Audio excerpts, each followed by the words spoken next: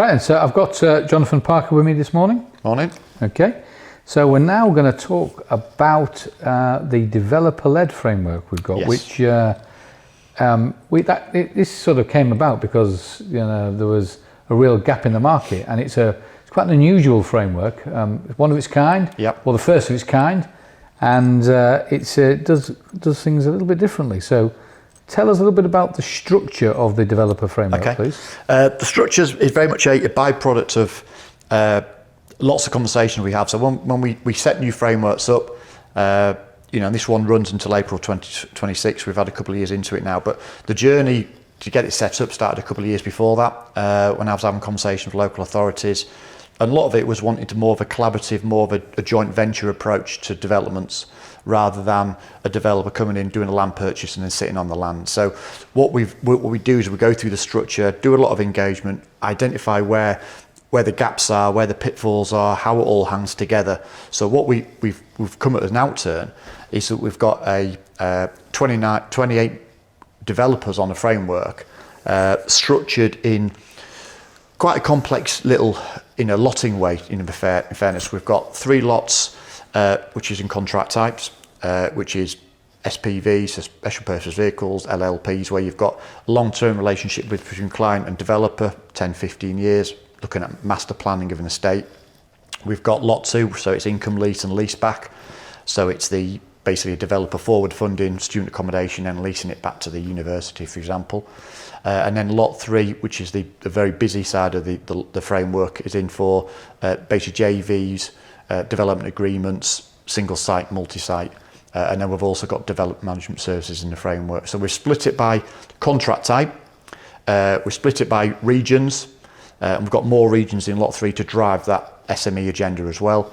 And then we've also split it by project value to make it more complicated, and even more complicated by sector of that development as well. So we've identified that a lot of developers will do certain sectors, but not all sectors, such as student accommodation or mixed use. They might not do infrastructure, things like that. So we've gone out and split it out. So when we've done the ODU and we've got the full tender in place, every developer's had to substantiate they're active in those sectors. So that complexity makes it better for the clients, because then they can really hone in on the solution they want. Is that what absolutely? Yeah. So there's, when we do it, the framework is unique in its model and how it all hangs together. There's other basically development frameworks out there, like the London Development Panel. But when we assess that, for example, there's quite a long list. But not all developers do the same thing. So when a client wants to run a procurement, they may only have 1 or 2 developers who'll be interested. And if one of them's busy, it's never going to proceed because there's not competition.